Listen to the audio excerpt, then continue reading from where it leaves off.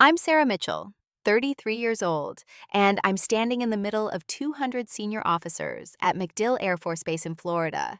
The briefing room smells like burnt coffee and industrial floor wax, that metallic tang of aggressive air conditioning making the air so cold you can see your breath if you try hard enough.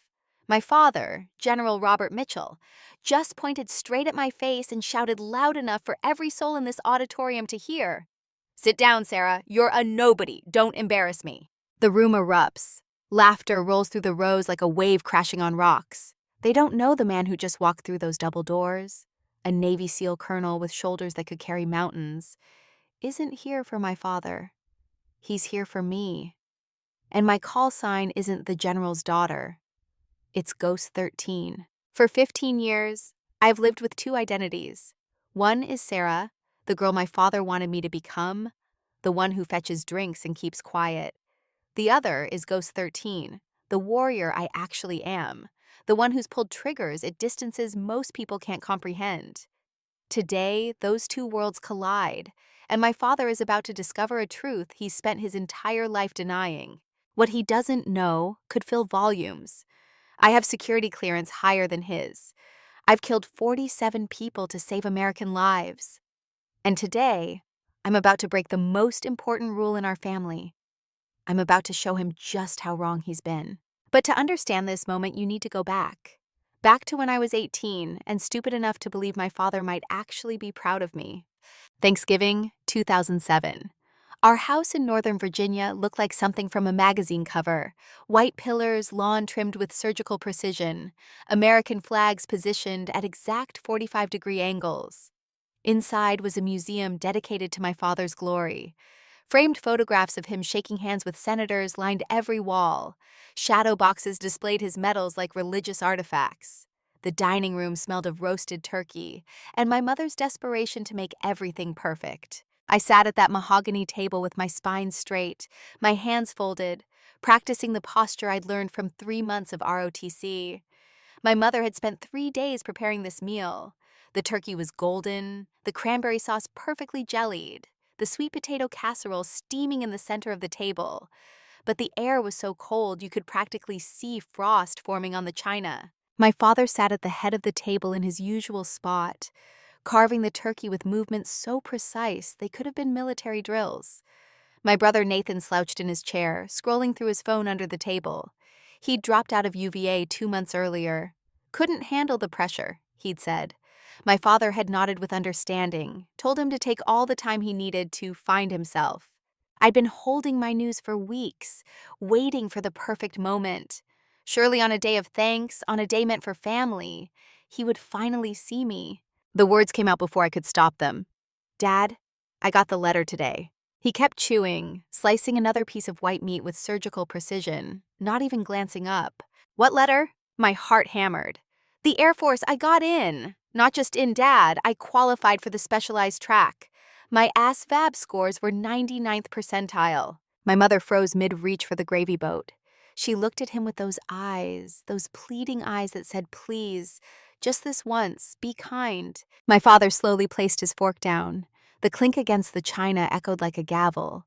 He finally looked at me, and it wasn't the look I'd been praying for. It was the look you give someone who just told you they plan to become a circus clown. "Nursing?" The word came out flat, already dismissive. "Combat operations, I want to fly.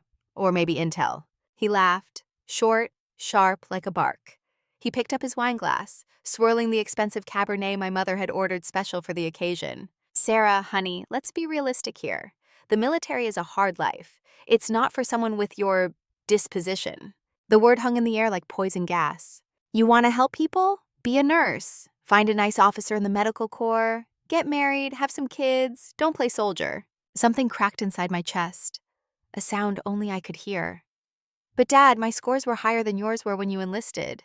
The temperature dropped 10 degrees. His jaw clenched, that vein in his temple starting to pulse, the way it did when enlisted personnel made mistakes in his presence. "Scores are paper, Sarah. War is blood. You don't have the stomach for it." He turned away from me, literally turned his body as if I'd ceased to exist, and looked at Nathan. "Jason, how's the job hunt coming?" His voice transformed, became warm, fatherly. everything it hadn't been seconds ago. No rush, You need time to find yourself. Take your time. We're proud of you for knowing your limits. Nathan shrugged, stuffing a roll into his mouth. Thanks, Dad. I stared down at my plate. The turkey looked like ash. The injustice of it burned in my throat like acid. Nathan quit and got support.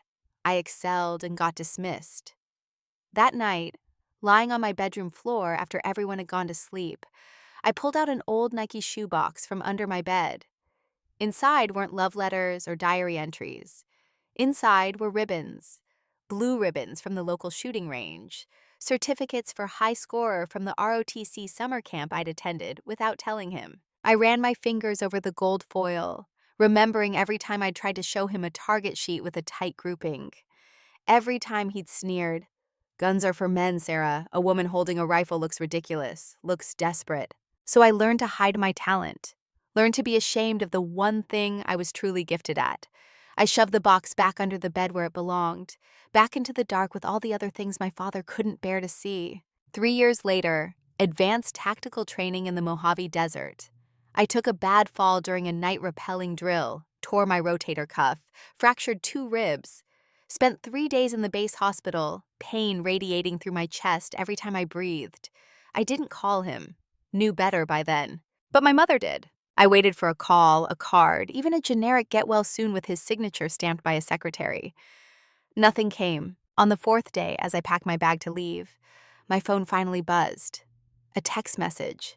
Dad on the screen. My heart jumped despite everything, despite being 21 years old, despite being a commissioned officer. Still that desperate child waiting for a crumb. I opened the message. Mom told me you got hurt. Told you it wasn't a playground. You've made your point. Resign your commission and come home. The neighbor's son Patrick is single. He's a lawyer. Time to get married and stop this nonsense. I stared at the screen until the backlight turned off, leaving me in darkness. He didn't ask if I was okay. Didn't ask about the pain. He saw my injury as an opportunity to prove himself right. Saw my broken bones as evidence I should return to the kitchen where women belonged. I deleted the message. That was the night sadness transformed into something else, something harder and colder. That was the night I stopped asking myself why I kept trying to prove myself to a man determined to be blind. If he wouldn't look at me in the light, I'd become something he couldn't look away from. Something in the shadows. Something darker and harder than anything he could comprehend. I was going to become a weapon he couldn't control. Hell isn't fire and brimstone. Hell is a drainage ditch in Georgia at 3 a.m, 40-degree mud seeping into your pores like ice water in your veins. I was 22, lying prone in a ghillie suit that weighed 20 pounds when dry and 50 when wet. I hadn't moved in 14 hours. My body screamed. Every joint felt like it was being ground into dust. An ant crawled across my eyelid, but I couldn't blink. If I blinked, the glint might give away my position to the spotter scanning the tree line with high-powered optics. This was sniper school. Washout rate over 60%. For women, nearly impossible. Not because we couldn't shoot. Statistically, women are better shooters due to lower centers of gravity and more patience. But because of this, the grit, the absolute refusal to acknowledge your body's limitations. My bladder was full, painfully full. In the normal life my father wanted for me, I'd excuse myself and walk to a tiled bathroom with potpourri on the counter.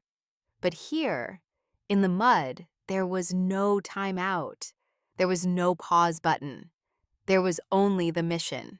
I thought of David Goggins, whose audiobook I'd listened to on repeat during ruck marches. His voice played in my head now like a mantra. When you think you're done, you're only at 40% of your body's capability. I didn't move, just let go. The warmth spread through the suit, followed immediately by the freezing cold as the urine mixed with the mud. Degrading, disgusting, absolutely necessary. I lay there for another 18 hours in my own waste. When the instructors finally walked right past me, missing my position by inches, I didn't feel shame. I felt power. I'd done what the Golden Boys couldn't. I'd erased myself to survive. 6 months later, the mud of Georgia was replaced by the dust of the Korangal Valley in Afghanistan. This wasn't training. This was the real show. My first assignment was overwatch for a SEAL platoon clearing a village suspected of harboring high-value target couriers. I was perched on a ridge 800 yards out, looking through a Schmidt-Bender scope that cost more than my first car. My hands were trembling, just a little. "Guns are for men," my father had said. "You don't have the stomach for it." Below me, comms crackled. "Taking fire, 3 o'clock, high elevation." I saw him, fighter with an RPG, popping up from behind a rock wall, aiming directly at the lead vehicle. The trembling stopped instantly. My world narrowed to the crosshairs. Windage 3 clicks left, elevation adjusted for the angle, breath in, breath out, pause at the bottom of the exhale, squeeze. The recoil of the M24 kicked into my shoulder. A second later, pink mist sprayed against the gray rock. The fighter dropped. The RPG clattered harmlessly to the ground. "Good effect on target," my spotter whispered. Clean kill." I didn't feel sick, didn't feel sad, felt cold, professional satisfaction. I just saved 4 American lives. I was good at this, exceptional at this. 2 tours, 47 confirmed kills, a bronze star in my duffel bag when I finally rotated home. Summer 2014. My parents hosted a garden party. The lawn was perfect, the white wine properly chilled, the guests the usual DC crowd, lobbyists, contractors, officers angling for promotion. I wore a sundress that covered the bruises on my shoulders from the rifle stock. I felt like an alien. The silence of the Hindu Kush still rang in my ears. But here, people complained about humidity and traffic on I-95. Mrs. Gable approached me, the senator's wife with her practiced smile and perfectly coiffed hair. "Sarah, darling, we haven't seen you in ages. Your father said you've been traveling. Where were you?" I opened my mouth. The truth sat on my tongue. I was in the Petch River Valley providing overwatch for the 101st Airborne. I haven't slept in a bed in 7 months. I've killed men who were trying to kill my friends. But before sound could form, my father's hand landed on my shoulder. Heavy, possessive. Warning. "She was in Europe," he announced loudly, flashing that practiced, charming smile to everyone within earshot. "Backpacking, you know. Millennials these days, finding themselves in hostels. France and Italy, wasn't it, sweetheart?" Mrs. Gable laughed, delighted. "Oh, how wonderful! Paris in the spring is to die for." I stood there, surrounded by power and wealth, and realized I was invisible. He hadn't just dismissed me. He'd erased me, turned my service, my sacrifice, my blood and sweat into a vacation. Why? Because a daughter who kills terrorists didn't fit the narrative of the general's sweet family. Too messy, too masculine. It threatened his spotlight. I didn't correct him, didn't make a scene, just took a sip of iced tea and let the lie settle over me like a funeral shroud. That night, in the dark hush of my apartment, something inside me calcified. I wasn't sad anymore. I was something colder than sad, something harder than anger. 1 week before the incident at MacDill, the annual gala at Langley Air Force Base, the air smelled of expensive cologne and prime rib, and the desperate sweat of colonels trying to make general. Dim lighting, jazz band playing soft renditions of standards, the clink of crystal glasses punctuating polite conversation. I arrived at 1900 hours sharp, having spent an hour in front of my mirror. I wasn't wearing a cocktail dress, wasn't wearing pearls. I wore my service dress blues, immaculate. The silver oak leaves of my major rank gleamed on my shoulders. My ribbon rack, though I kept the most sensitive operations off it, was still impressive. 3 rows of commendations representing blood, sweat, and sand. I spotted my father across the room, holding court near the open bar, surrounded by a senator and 2 defense contractors. He looked the part of distinguished statesman, tuxedo perfectly tailored, scotch in one hand, cigar in the other. I walked over, shoulders back. "Good evening, General." He turned. The smile that had been beaming at the senator vanished the second his eyes landed on me. His lip curled in distaste. "Sarah, what are you wearing?" I blinked, confused. "It's a military gala, Dad. This is the appropriate uniform for—" "For a man," he hissed, voice dropping so the others couldn't hear. "You look like a damn chauffeur." "I told your mother to buy you that blue silk dress, the one that actually shows you have a figure." He sighed, shaking his head as if I'd personally insulted him. "God, you make it so hard to help you. Senator Miller brought his son tonight. He's an investment banker. I wanted to introduce you. How am I supposed to sell you looking like this?" He gestured vaguely at my uniform, at the medals on my chest, as if they were stains. "I'm not here to find a husband, General. I'm here to represent my unit." Before he could retort, a young lieutenant approached. "Lieutenant Evans from my intel team." He snapped to attention. "Good evening, Major Mitchell." His voice carried genuine respect. He didn't see a woman in a costume. He saw his superior officer. My father's eyes narrowed. He hated it. Hated seeing someone respect me without his permission. "At ease, Lieutenant," my father interrupted, stepping between us. He placed a hand on my shoulder. Heavy, patronizing. He smiled at Evans, but it was a shark smile. "Sarah isn't on duty tonight, son. She's just here as my daughter." He turned to me, grip tightening on my shoulder until it hurt. "Sweetheart, the senator's glass is empty. Why don't you run to the bar and get him a refill? Gin and tonic, extra lime, and get me another scotch while you're at it." The air left my lungs. Lieutenant Evans looked confused, glancing from me to the general. He knew it was wrong. You don't ask a field-grade officer to fetch drinks like a waitress. "Dad," I whispered, face burning, "there are servers for that." "I asked you to do it," my father said, voice rising just enough for the surrounding circle to hear. "Go on, little Sarah, make yourself useful. Don't just stand there looking stiff." The senator chuckled, oblivious to the power play. "A gin and tonic would be lovely, dear." I stood there for one heartbeat. Could see Lieutenant Evans staring at the floor, embarrassed for me. Could feel the eyes of other officers. My rank, my experience, my sacrifices, all stripped away in seconds. To him, I was just the help. I swallowed the rage that tasted like bile. "Yes, sir." Walked to the bar. My legs felt like lead, the walk of shame. Ordered the drinks. The bartender gave me a sympathetic look that made it 10 times worse. Carried the crystal glasses back across the room, feeling like every step was a betrayal of the uniform I wore. Handed the senator his drink, handed my father his scotch. "Good girl," he said, patting my cheek. "See, that wasn't so hard." I turned to leave, needing air, needing to scream. But my father grabbed my elbow. His grip wasn't fatherly now. It was painful. He steered me away from the group, toward a secluded alcove near the kitchen entrance. He leaned in close. The smell of expensive scotch on his breath was overpowering. "I saw that look in your eye," he whispered, voice a low growl. "Don't you ever embarrass me like that again. Don't you ever hesitate when I give an order." I pulled my arm away. "You humiliated me in front of my subordinate." "Humiliated you?" He laughed, a cruel, dry sound. "You have no status unless I give it to you. You think those medals mean anything? You think that rank means anything? I made calls to get you into the academy. I made calls to keep your record clean. You are my creation, Sarah." He leaned closer, face inches from mine. "And remember this. I made you. I can break you. I can strip those oak leaves off your shoulder with one phone call. So know your place. You're my daughter first and officer second, and only when I say so." He straightened his tuxedo jacket, smoothed his tie, and the mask clicked back into place. "Now go fix your face. You look emotional. It's unbecoming." He walked back to this party, leaving me standing alone in the shadows of that hallway. I drove home in silence, didn't turn on the radio. The tears wouldn't come. I was past sadness, past anger. I was in a place far colder than either. I walked into my apartment, went straight to the bathroom, turned on the harsh vanity lights, looked at the woman in the blue uniform, saw the marks on my arm where he'd grabbed me. I realized something in that moment. He didn't just want to control me. He wanted to own me. He believed I was his property. And as long as I sought his approval, as long as I played by his rules, I was his property.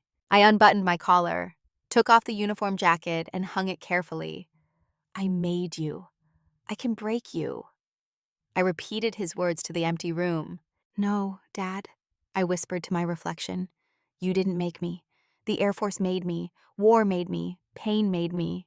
And you can't break me because you can't break a ghost." Next week was the strategic briefing at MacDill. He'd be there. I'd be there. I washed my face with cold water. When I looked up, the scared daughter was gone. Gus 13 stared back. Next time, I vowed, I won't fetch the drinks. Next time, I bring the storm. The morning of the briefing, I woke at 0500. Habit. Even on days that might change everything, routine was armor. I ran 5 miles in the pre-dawn humidity, showered, dressed in my service uniform, with the kind of care normally reserved for meeting the president. The drive to MacDill took 40 minutes through morning traffic. I listened to nothing. No music, no podcasts, just the hum of the engine and the voice in my head running through scenarios. What would I say? What would I do? Would I really stand up in front of 200 officers and claim an identity that was supposed to remain in the shadows? I parked in the lot reserved for field-grade officers, saw my father's car, black sedan with the 3-star plates, already in its spot. Of course, he'd arrived early to glad hand and remind everyone of his importance. The briefing room was filling when I entered. 200 senior officers, mostly men, mostly older than me. I made my way to the back row, seat Z14, my spine pressed against hard plastic, made myself small, made myself invisible. It was a survival mechanism perfected over 3 decades. Down in the front row, under bright fluorescent lights, sat the VIPs. Right in the center, like a king on a throne, was my father. 60 years old, but wearing his years like medals. Silver hair cut in that high and tight fade that defied gravity. Skin tanned from weekends on the golf course with senators. He was laughing loudly at something a lieutenant colonel whispered. It was that practiced laugh, designed to fill a room and remind everyone who owned the oxygen. "That's Rich Johnson! That's Rich!" my father bellowed, slapping his knee. The surrounding officers chuckled in unison, a chorus of sycophants. They didn't laugh because it was funny. They laughed because he was a general with 3 stars, and their careers depended on his mood. I looked down at my hands. They were steady. They had to be. Then the atmosphere shifted. Not a sound. A pressure change. The heavy double doors at the back burst open. Not with the usual creak. They exploded with controlled violence. Chatter died instantly. Even my father's laughter was cut short, caught in his throat. A man walked in. No. He stalked. Navy working uniform, digital camouflage looking out of place in the sea of Air Force blue. On his collar, the silver eagle of a full colonel. On his chest, the trident of a Navy SEAL. Colonel David Kane. I knew him not socially but operationally. We'd shared an extraction helicopter in Kandahar 3 years ago. He was a legend in the special operations community, a man who didn't play politics, played for keeps. He ignored the 200 heads turning toward him, ignored protocol, walked straight down the center aisle, boots thudding rhythmically against carpet. He stopped 10 feet from the stage, looking directly at the panel of generals. "General Mitchell." His voice wasn't loud, but carried to the back with terrifying clarity. Gravel and sandpaper. My father blinked, clearly annoyed at having his spotlight stolen. He adjusted his tie, putting on his benevolent leader mask. "Colonel Kane, to what do we owe this interruption? We're in the middle of a strategic assessment." "I don't have time for assessments, General. I have a situation developing in Sierra Tango sector. I need a Tier 1 asset, immediate deployment." My father scoffed, leaning back. "We have plenty of pilots here, Colonel. Take your pick." "I don't need a pilot. I need a ghost. Specifically a TIT-SCI clearance sniper with deep reconnaissance capability." The room went silent. TS-SCI, top secret/sensitive compartmented information.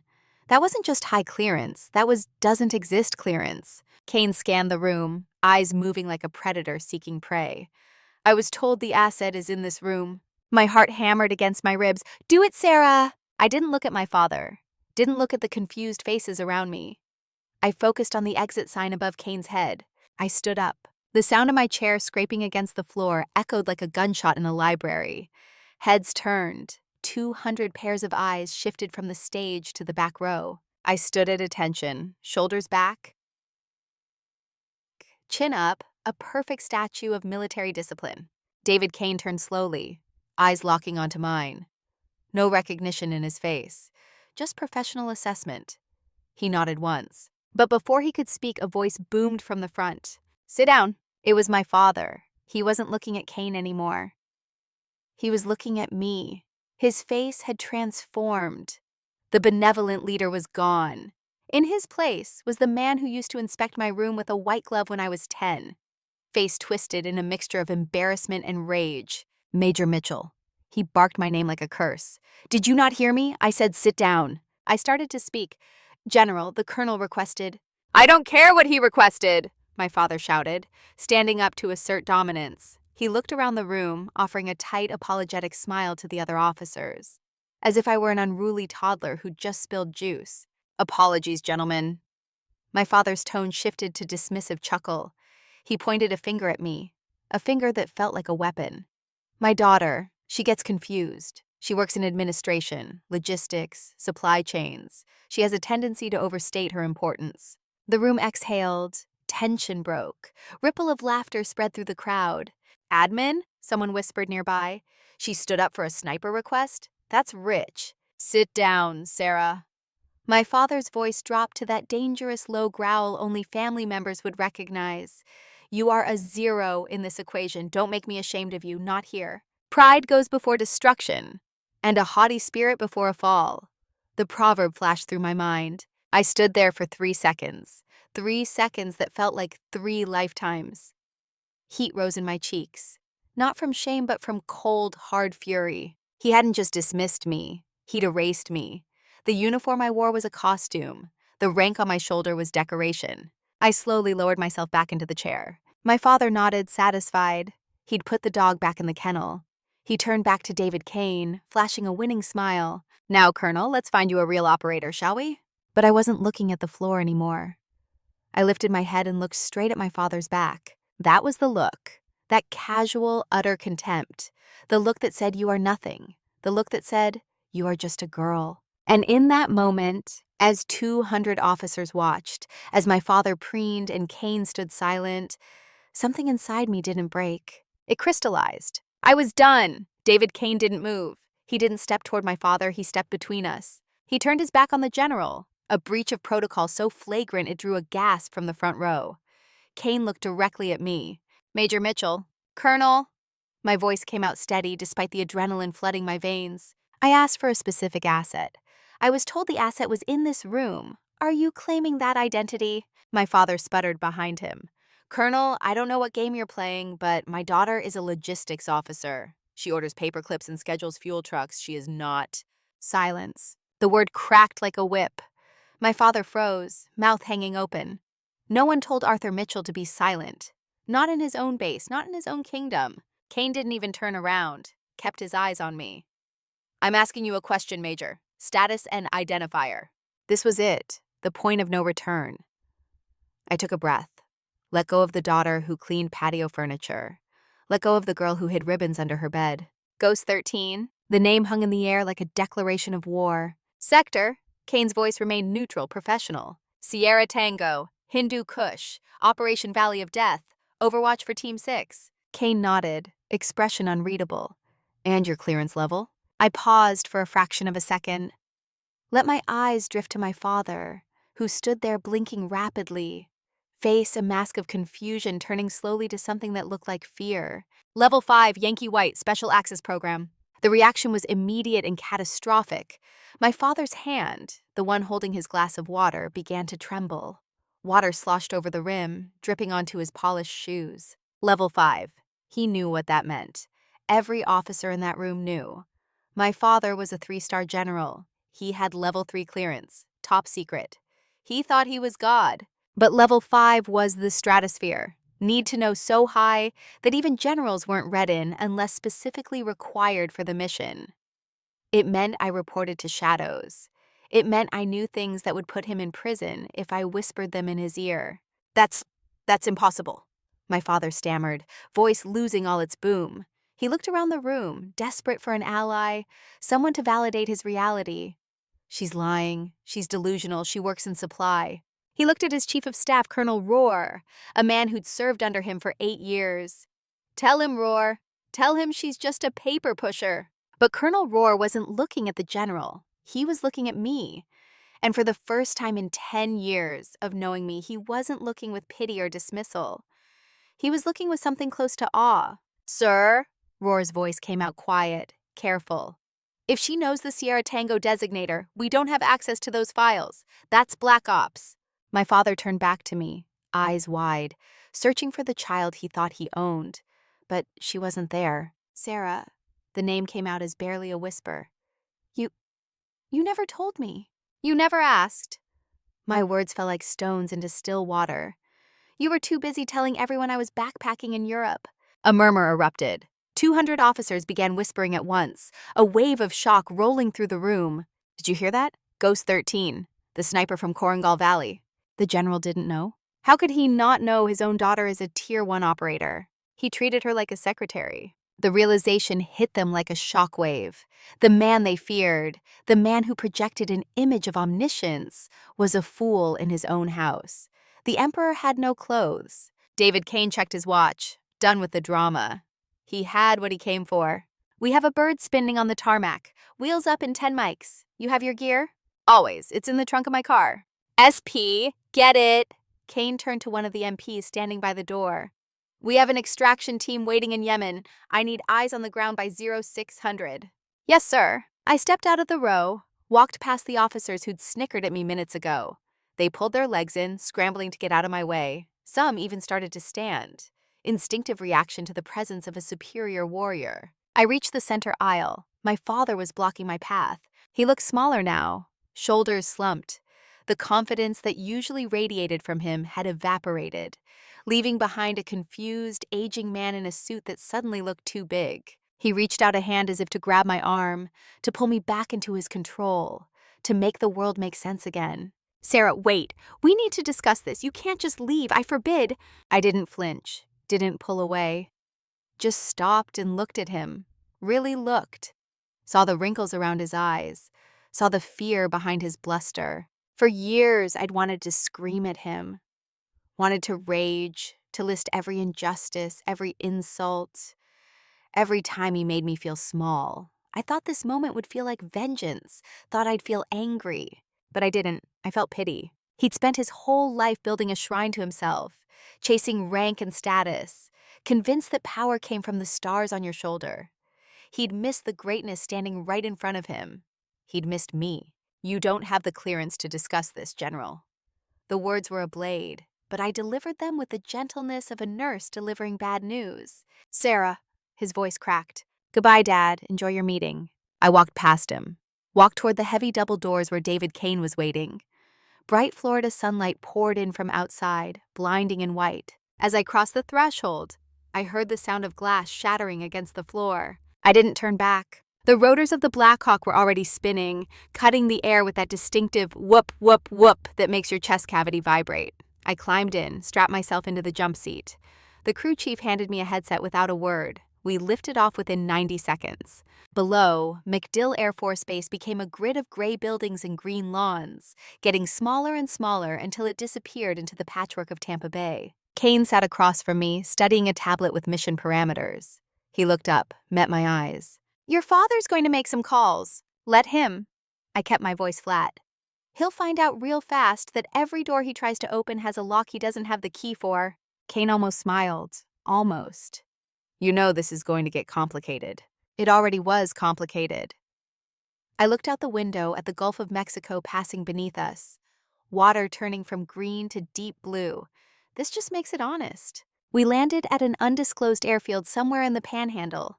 Transferred to a C-130 Hercules that smelled like hydraulic fluid and old canvas. No windows in the cargo bay, just red lights and the constant drone of engines. Somewhere over the Atlantic, I finally checked my personal satellite phone. 20 missed calls, all from Dad. I held the phone in my hand, feeling its weight. For 33 years, that buzzing phone had been a leash. When it rang, I answered. When he commanded, I obeyed. I pressed the power button, held it down until the screen went black. The relief was physical, like removing body armor after a 16-hour patrol. Kane was watching me. "You sure about that?" I've never been more sure of anything in my life. The coordinates didn't exist on any civilian GPS. We were at a black site dug deep into the rocky terrain of Yemen, somewhere north of the Hadramaut Mountains. The air smelled different here. Diesel, burning trash, and the ozone tang of high-voltage electronics humming under camouflage netting. The Tactical Operations Center was a temporary structure reinforced with sandbags and Kevlar sheeting. Inside, the hum of cooling fans from server racks created a constant white noise. On the wall, a bank of high-definition monitors showed drone feeds, grainy green-tinted views of a village 3 miles away. I sat at a fold-out table, working on the instrument of my trade. Not the service dress blues from the briefing. I wore multicam fatigues, dusty and smelling of sweat. My hair was braided tight against my scalp. In front of me sat a Chetak M200 intervention. It wasn't just a rifle. It was mathematical certainty. It fired a 408 round that could remain supersonic beyond 2,000 yards. Ghost. Kane's voice crackled in my earpiece. He was on the ground, leading a four-man SEAL element through the labyrinth of mud brick houses in the valley below. We're pinned. Sniper in the minaret. Sector 4. Do you have a solution? I leaned into the scope. My world narrowed to a circle of glass. Found the minaret. Saw the heat signature of the enemy shooter. He was good. Had an elevated position and was suppressing Kane's team, keeping them from reaching the hostages. Distance is 2,400 meters. 2,400 meters. That was over a mile and a half. In the briefing room at MacDill, I was little Sarah, the girl who fetched gin and tonics. Here, I was something else entirely. No one in the TOC asked who my father was. They didn't care about my gender. They cared about one thing. Could I do the math? Wind full value, left to right, 8 miles per hour. I muttered calculations under my breath, fingers adjusting the turrets on the scope. Click, click, click. I had to account for everything: the humidity in the air, the temperature of the propellant in the cartridge, the Coriolis effect, the rotation of the Earth itself. The bullet would be in the air long enough that the planet would literally turn underneath it. Ghost, we're taking heavy fire. Kane's voice was tight, professional. We need that window open now. Stand by! My pulse was resting at 50 beats per minute. Ice water in my veins. I pulled back from the scope for a split second to check my wind meter. As I did, my personal sat phone, the one I'd left on the corner of the table, buzzed silently. The screen lit up the dim room. Dad, 20 missed calls. He was blowing up my phone. Not because he was worried about my safety. He didn't even know where I was. Didn't have the clearance. He was calling because he was panicked, because he'd lost control of the narrative, because he was terrified of what I might say, what I might reveal, how his carefully constructed image might crumble. For 33 years, that buzzing phone had been a summons I couldn't ignore. I reached out and pressed the power button, held it down until the screen went black for the second time. Goodbye, General. I felt something lift off my chest, something that had been pressing down for so long I'd forgotten what it felt like to breathe deeply. I went back to the scope. Solution set, windage 3 mils left, elevation 120. Send it! Kane's order was simple, absolute. I exhaled, waited for the natural pause between heartbeats. The moment between life and death is measured in milliseconds, that space where your body is perfectly still, when even the pulse of blood through your veins won't disturb your aim. I squeezed the trigger. The recoil was a mule kick to the shoulder even with the muzzle brake. The suppressed report was a sharp thwack that echoed in the small room. Then the wait. At this distance, the bullet had a flight time of nearly 4 seconds. 1, 2, 3, 4. On the drone feed, the heat signature in the minaret suddenly jerked backward and collapsed. Pink mist sprayed against the ancient stone wall. Target down, window is open. Good effect on target. Kane's voice came back immediately. Moving. I watched on the screen as Kane's team breached the building. Watched them drag 2 hostages out, an aid worker and a journalist, and load them into the extraction vehicle. The entire operation took 7 minutes from my shot to wheels up. I didn't cheer, didn't high-five the comms guy next to me. Just opened the bolt of my rifle, ejecting the spent brass casing. It hit the floor with a metallic chime. Job done. 3 hours later, the adrenaline had faded, replaced by the deep, bone-weary exhaustion that only combat brings. We were sitting in the debriefing area, basically shipping containers converted into makeshift offices. I was drinking a warm Ripid energy drink and eating peanut butter straight from an MRE packet. David Kane walked in, still covered in dust from the valley. He walked over to where I was sitting, pulled out a piece of paper from his cargo pocket, and handed it to me without a word. It was a draft of the after-action report he was sending to the Joint Chiefs. I read the highlighted section. Objective achieved with 0 friendly casualties. Success of the mission is directly attributed to the precision support provided by Asset Ghost 13. Major Mitchell demonstrated superior technical capability and tactical judgment under extreme pressure. She is the most valuable asset of this operation. I looked up at him. You didn't have to write that. Kane cracked open a can of dip, packing his lip. I didn't write it to be nice, Mitchell. I wrote it because it's the truth. In my world, you get what you earn. And today, you earned every inch of that bird on your collar. He looked at my blacked-out phone sitting on the crate next to me. Everything okay on the home front? He knew. Of course he knew. He'd seen the show in the briefing room. It's quiet. For the first time in my life, it's finally quiet. Good, keep it that way. You can't aim if you're looking over your shoulder. I watched him walk away, then picked up the spent brass casing from the floor, the shell from the shot that saved lives, rolled it between my fingers. It was heavy, real. My father could have his medals, his cocktail parties, his senators. He could have his lies about Europe.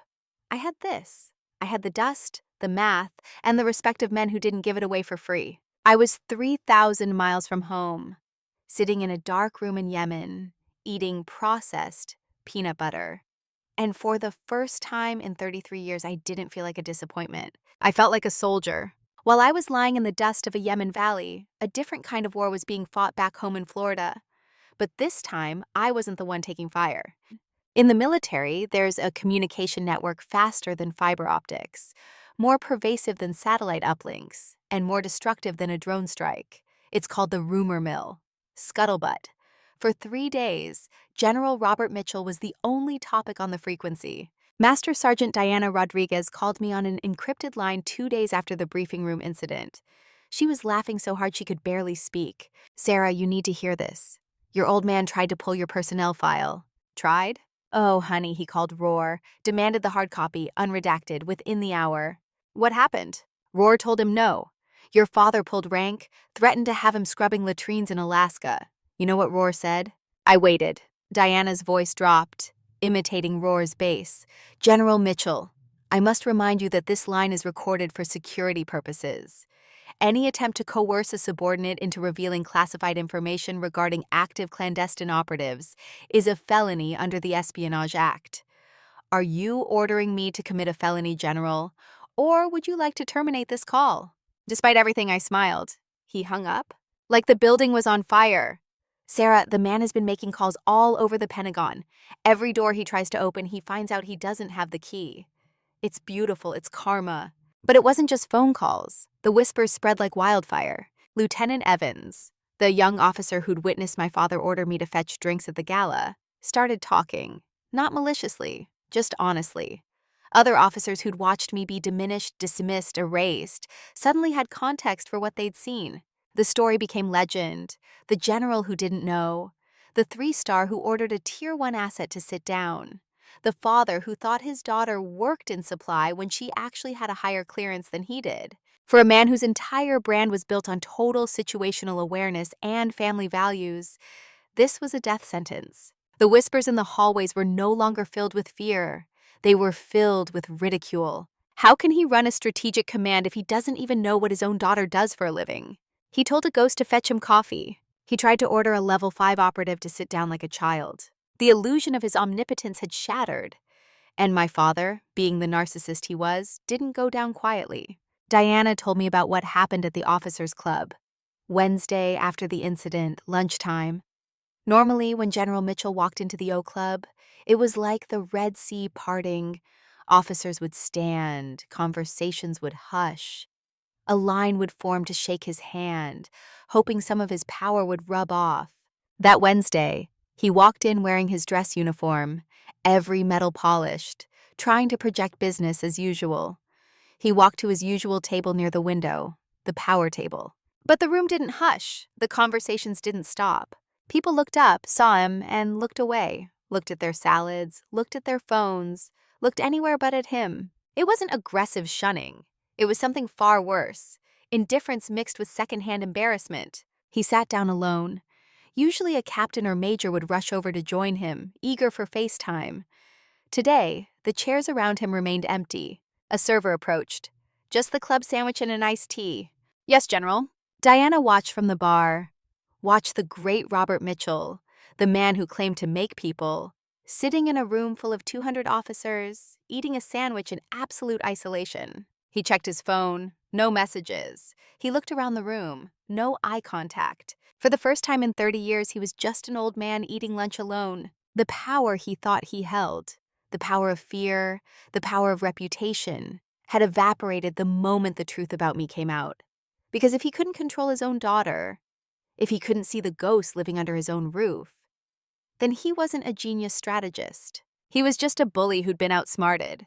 When Diana told me that story, sitting in the dust of Yemen with a satellite phone pressed to my ear, I expected to feel triumphant, expected to laugh, but I didn't. I just felt a strange sense of closure. The karma hadn't come from me screaming at him, hadn't come from a dramatic confrontation. It had come from the truth. He'd spent his life trying to make me small so he could feel big. Now the world knew exactly how big I was, and by comparison, just how small he had become. 3 months after I deployed to Yemen, I rotated back stateside. 14 days of leave before my next assignment. I could have gone anywhere, Vegas, Hawaii, literally anywhere but Northern Virginia. But there were things that needed to be said, boundaries that needed to be drawn. We met on neutral ground. Not at his house where shadow boxes of his medals lined the walls like religious icons. Not at the base where rank and protocol would suffocate any chance of honesty. We met at a Starbucks in South Tampa, 3 blocks from the bay, Tuesday morning. I arrived 5 minutes early. Punctuality was a habit I couldn't break. Ordered a black coffee, venti, no sugar. Found a table in the back corner. When he walked through the glass doors, I almost didn't recognize him. General Robert Mitchell had always been a man of structure. Even on weekends, his shirts were starched, his shoes polished, his posture rigid enough to calibrate a level against. The man who walked in looked like a stranger. He wore a beige polo shirt, slightly too loose around the shoulders, and wrinkled khaki shorts.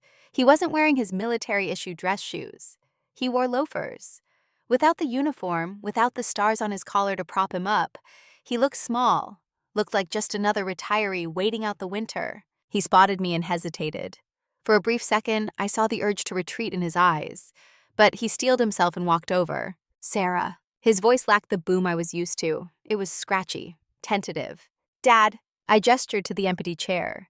He sat down heavily. He had a paper cup in his hand, and he began peeling the cardboard sleeve off it strip by strip. A nervous tick I'd never seen before. You look fit. Deployment went well? Mission accomplished. We got the target. Hostages are home. Right, good. That's good. That's good. Silence stretched between us. Not the comfortable silence of 2 soldiers who'd shared a foxhole. The heavy, loaded silence of a minefield. He took a sip of his coffee and grimaced. Too hot. Everything's too hot these days. He put the cup down and finally looked at me. Really looked. Sarah, about that day at MacDill, I didn't know. I had no idea you were involved in that level of operations. If you'd known what? My voice came out calm, measured. You would have treated me with respect? You would have listened to me? I would have protected you, he snapped, a flash of the old general breaking through. Do you have any idea how dangerous that world is? Black ops, CIA oversight. It's a meat grinder, Sarah. I pushed you toward administration because I wanted you safe. I wanted you to have a normal life, a husband, kids, Sundays off. He leaned forward, eyes pleading. I'm your father. My job is to keep you safe. I only wanted what was best for you. It was the classic defense, the narcissist's prayer. I didn't do it, and if I did, it wasn't that bad, and if it was, I did it for your own good. I looked at him, really looked, saw the fear behind the bluster.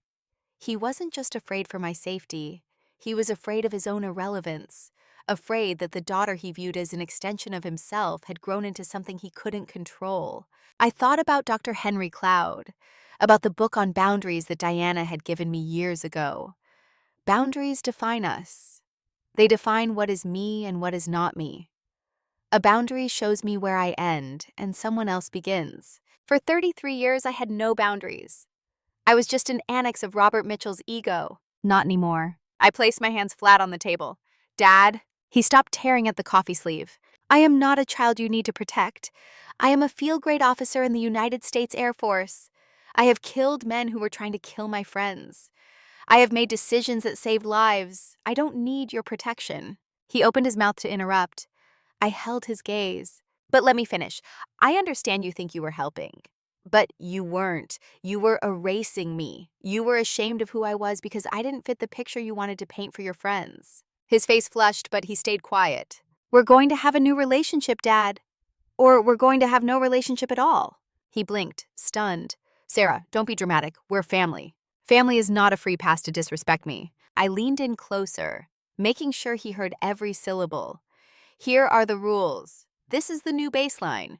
Number 1, you will never dismiss my rank or my service in public again. Number 2, you will never call me Little Sarah or tell me to fetch drinks like a servant. Number 3, you do not get to take credit for my achievements, and you do not get to lie about them to save face. I took a breath. This was the hardest part, letting go of the need for his validation. I don't need you to be proud of me, Dad. I really don't. I'm proud of myself. What I need is for you to respect me as an adult, as an equal. The cafe noise seemed to fade away. The grinder stopped. The indie music lulled.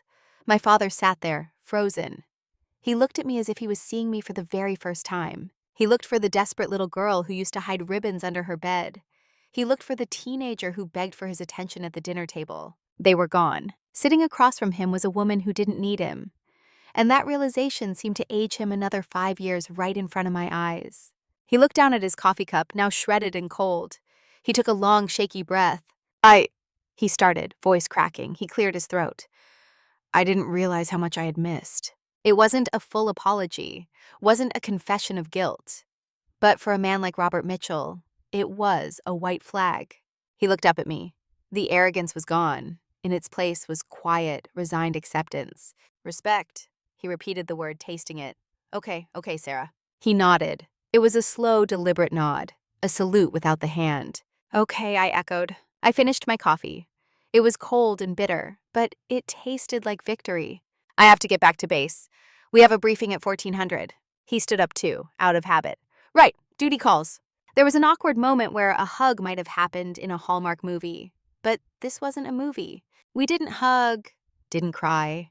The distance between us was still there, vast and full of old scars, but at least now there was a bridge, a narrow, fragile bridge built on boundaries. Drive safe, Major. He'd called me Major, not sweetheart, not honey, Major. You too, Robert. I didn't call him Dad, not right then. I called him by his name, acknowledging him as a man, flawed and human, just like me. I turned and walked out of the Starbucks, pushed open the door and stepped into the blinding Florida sun. The heat wrapped around me, but I didn't mind. I walked to my car, unlocked the door, and sat in the driver's seat. I checked the rearview mirror.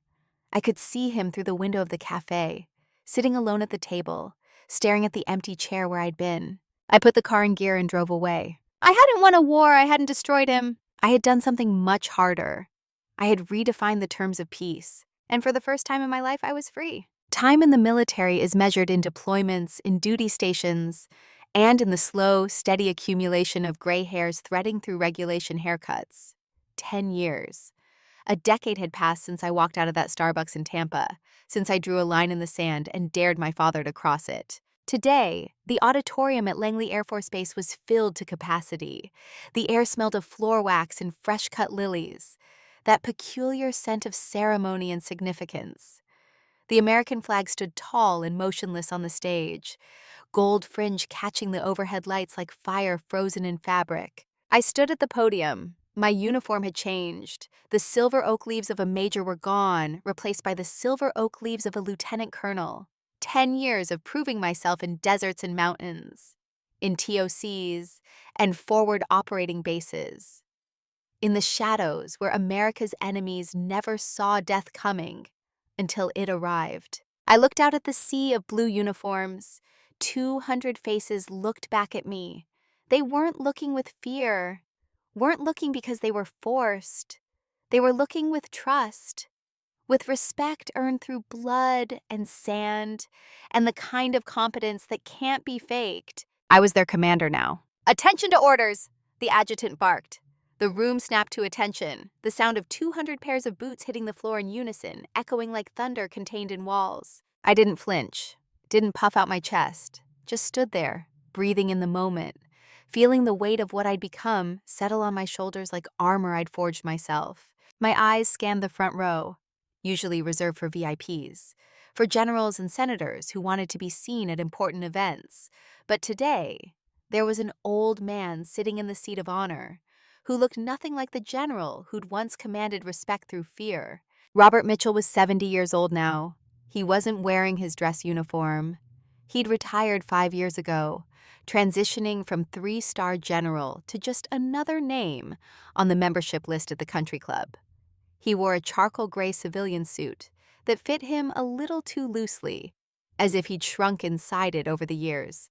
His hair, once that steel gray high and tight, was completely white now and thinning in ways he tried to comb over but couldn't quite hide. He wasn't the god of war anymore. He was just a grandfather who played golf on Tuesdays and complained about his arthritis to anyone who'd listen. Diana Rodriguez pinned my rank on, retired now, walking with a cane that she called her persuasion stick, silver hair cut short like mine once was. Her shaking hands fastened the silver insignia onto my collar, arthritis making the simple task take twice as long, but I wouldn't have traded her for anyone. Rank is earned in the trenches, not inherited through DNA. Ladies and gentlemen, I spoke into the microphone, voice clear and steady, projecting to the back without shouting. Command is not a privilege, it is a burden. And it is a burden I will carry for you, not over you. I didn't quote Sun Tzu, didn't quote Patton or any of the old war philosophers who filled leadership manuals. I spoke to them like humans, treated them with the dignity I'd starved for when I was a young officer sitting in that back row at MacDill, invisible and dismissed.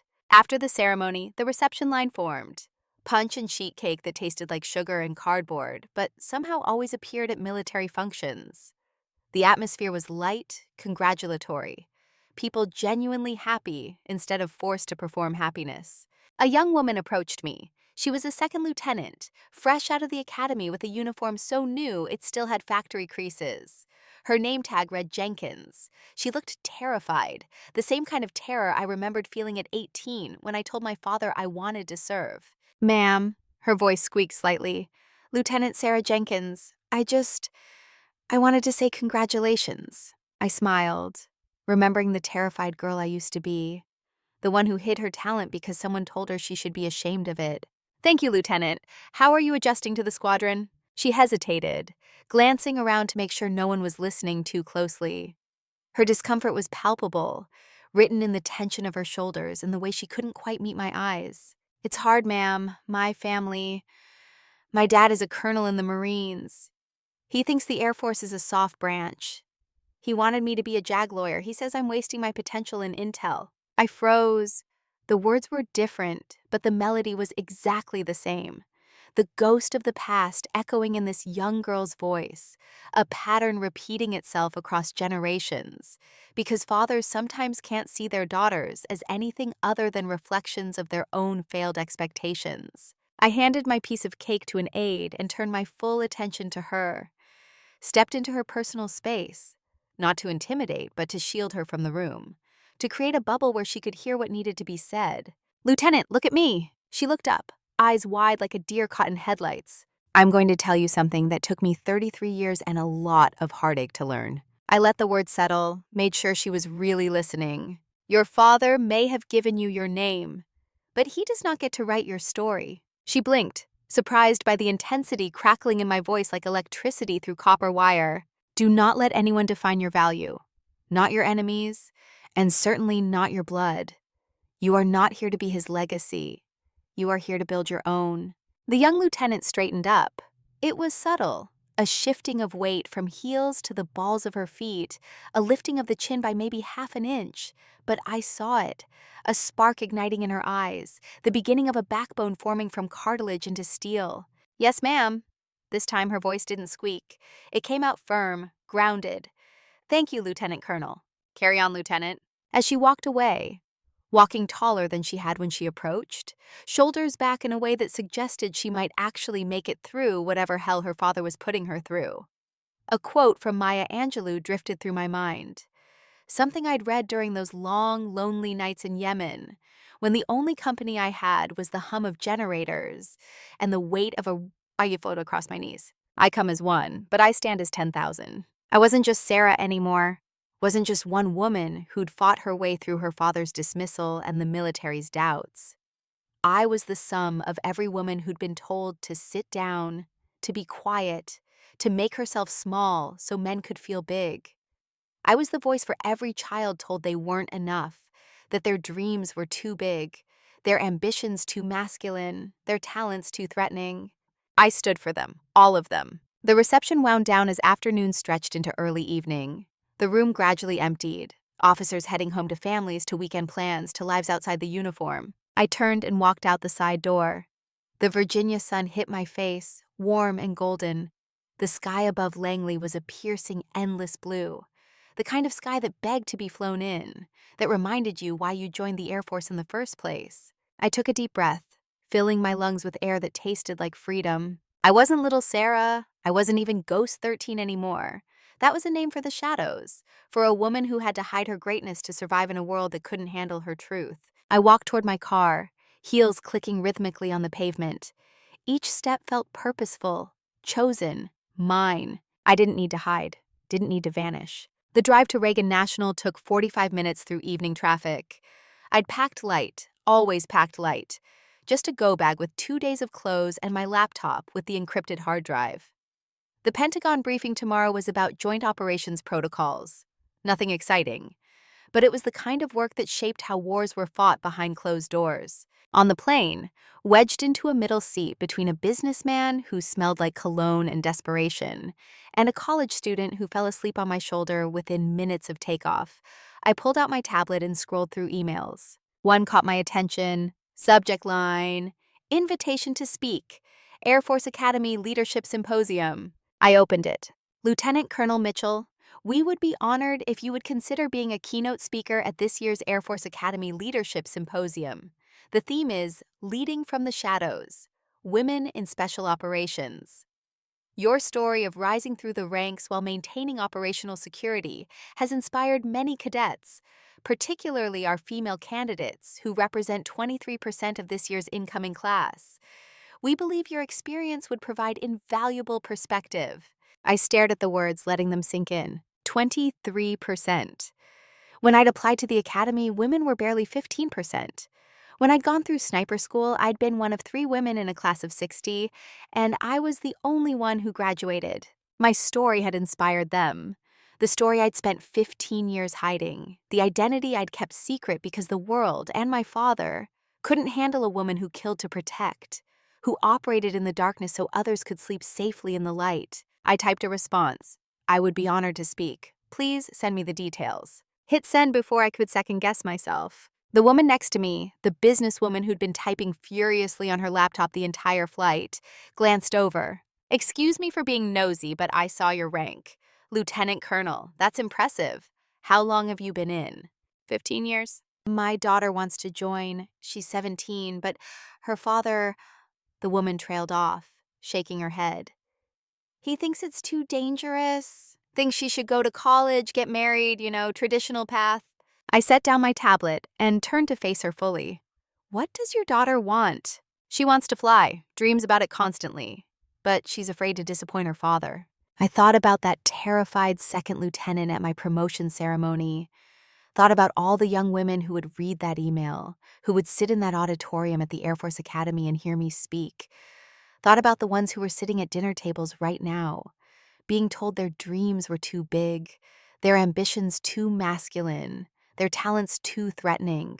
Tell your daughter something for me. The woman pulled out her phone, ready to take notes. Tell her that the people who love us sometimes try to protect us from the very things that will make us whole. Tell her that disappointment is temporary, but regret is forever. And tell her that there's a lieutenant colonel in the Air Force who didn't listen when she was told to sit down, and that Lieutenant Colonel will be there if she needs someone to stand with her. The woman's eyes filled with tears. She nodded, typing the words into her phone with shaking fingers. Thank you, you have no idea what this means. But I did. I knew exactly what it meant. The Pentagon briefing the next morning was exactly as boring as I'd anticipated. 4 hours of discussing integration protocols between Air Force Special Operations and Army Special Forces, complete with PowerPoint slides that could cure insomnia and coffee that tasted like it had been brewed sometime during the Cold War. But afterward, as I was packing up my laptop in the conference room, a 2-star general approached me. General Patricia Hayes, commander of Air Force Special Operations Command. She was 55, lean and hard like forged steel, with gray hair cut shorter than most men's, and eyes that had seen things she'd never talk about at cocktail parties. Mitchell, got a minute? Yes, ma'am. She gestured for me to follow her into a side office, closed the door. The room was small, windowless, probably a secure facility for conversations that couldn't happen in hallways. I read your after-action reports from Yemen, all of them. My spine straightened. Yes, ma'am. I also read Colonel Kane's evaluations. He's not a man given to hyperbole, so when he writes that you're the most valuable asset he's ever worked with, I pay attention. She pulled out a folder, placed it on the desk between us. It had my name on it and a classification marking I couldn't read from this angle. How would you feel about moving into a training role? We're standing up a new program, Integrated Special Operations Training for Joint Force Precision Shooters. I want someone who's been there, done that, and can teach the next generation not just how to shoot, but how to think, how to survive. I looked at the folder, looked at General Hayes. She was offering me a chance to shape the future, to take everything I'd learned in the shadows and bring it into the light, at least a little bit of light, the kind that filtered through security clearances and need-to-know classifications. I'd be honored, ma'am. Good, because between you and me, we need more women in these roles. Not for diversity, checkbox bullshit, but because you bring something different, something essential. The young women coming up need to see that it's possible. They need to see someone who made it, who didn't quit when people told her to sit down. She extended her hand. I shook it. Welcome to the next phase of your career, Colonel Mitchell. You're going to be busy. 6 months later, I stood in front of a classroom at Hurlburt Field in Florida.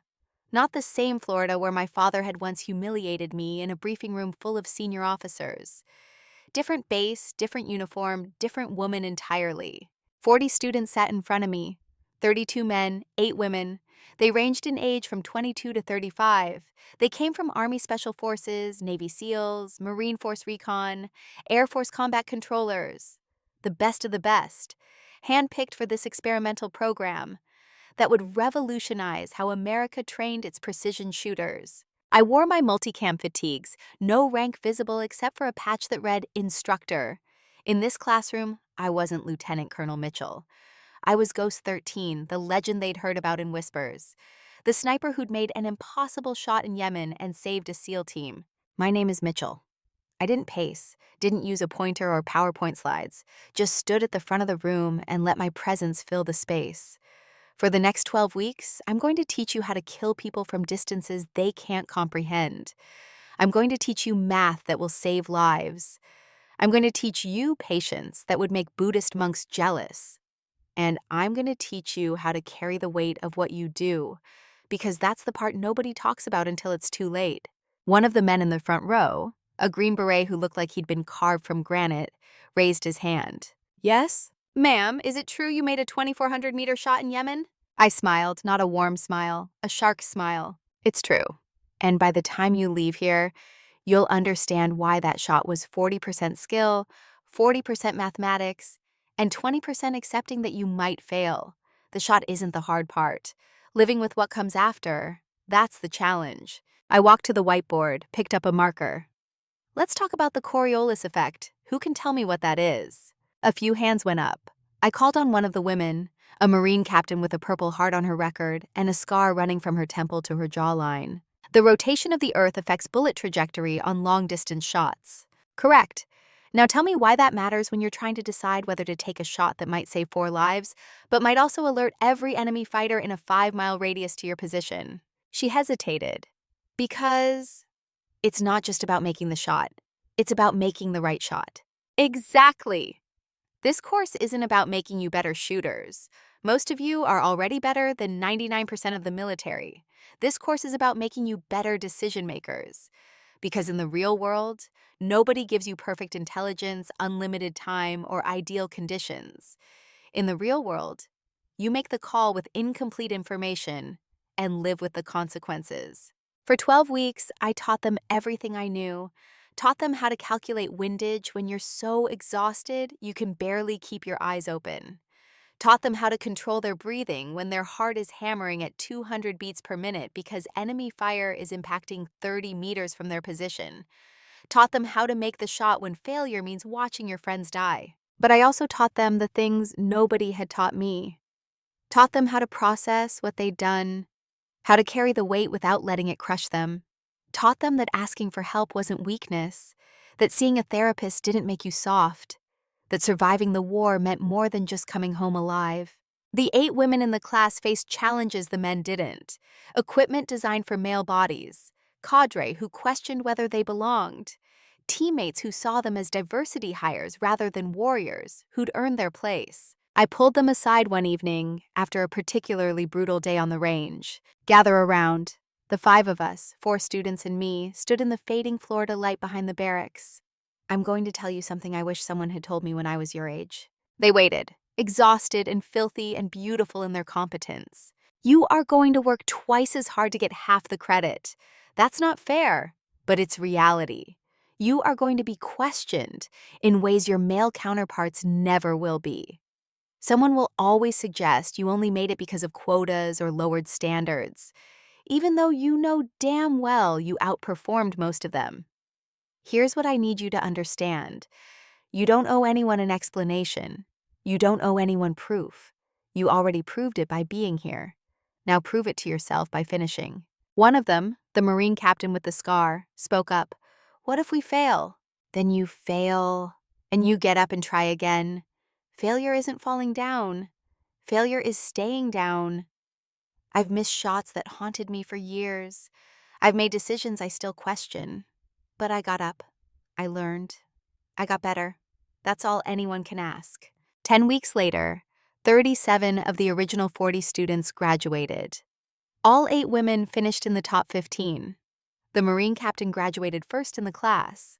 At the graduation ceremony, much smaller than my promotion ceremony, just the students and a few dozen observers with high enough clearances to know this program existed, General Hayes gave a speech about the future of special operations. Then she invited me to the podium. I looked out at the 37 students standing at attention, looked at their faces, some scarred, all exhausted, every single one transformed by what they'd endured here. I'm not going to give you a long speech. I'm going to tell you what I wish someone had told me 15 years ago. The work you do matters, not because politicians say it does, not because it looks good in press releases, but because you will save lives by taking lives. That's a paradox you'll have to live with. Some nights it will feel like a blessing, some nights it will feel like a curse, but it's the burden you chose to carry, and I'm honored to have taught you how to carry it with dignity. I paused, let the words settle. One more thing. If anyone ever tells you to sit down, that you're nobody, that you don't belong, remember this day. Remember that you finished what most people couldn't start. Remember that your value isn't determined by who believes in you. It's determined by who you become when nobody's watching. Dismissed. They didn't move immediately, just stood there for a moment, letting it sink in that they'd made it, that they were now part of an elite group that existed in the shadows, but shaped the world in ways most people would never know. Then they broke formation, and the celebration began. That night, I sat alone in my office at Hurlburt Field, writing my speech for the Air Force Academy. The invitation had said they wanted to hear my story, the real story, not the sanitized version that fit into official biographies and press releases. I thought about what to say. Thought about the girl who'd hidden her ribbons under the bed because her father told her guns were for men. Thought about the major who'd been ordered to sit down in front of 200 officers. Thought about the ghost who'd operated in shadows because the light was too dangerous. Thought about the lieutenant colonel who now stood in the light and taught others how to own their shadows. I started typing. My name is Sarah Mitchell. I'm a lieutenant colonel in the United States Air Force, and for 15 years, I lived a double life. This is the story of how I stopped hiding. 3 months later, I stood on the stage at the Air Force Academy's Clune Arena. 2,000 cadets filled the seats, young men and women who represented the future of American air power. Their faces were eager, uncertain, full of potential and doubt in equal measure. The superintendent introduced me, listing accomplishments that still felt surreal when I heard them spoken aloud.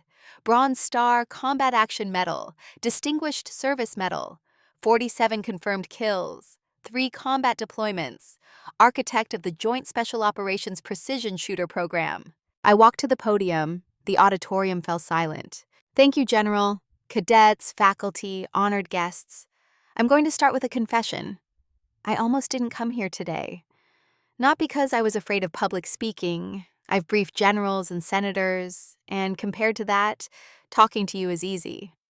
I almost didn't come because I wasn't sure I had the right to tell you my story, because my story isn't about perfection. It's about persistence. It's about being told I was nobody and deciding that nobody gets to define me except me. I told them about Thanksgiving dinner when I was 18. Told them about hiding my ribbons. Told them about being ordered to fetch drinks at a gala while wearing my uniform.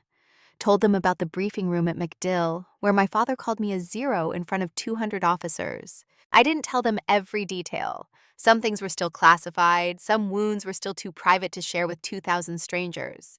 But I told them enough. Enough for them to understand that the path to this stage hadn't been straight or easy. Here's what I learned. I gripped the podium, leaning forward so they could see my eyes, so they could hear the weight behind my words.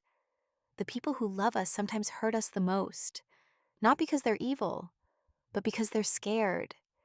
Fear makes people try to protect others from the very things that will make them whole.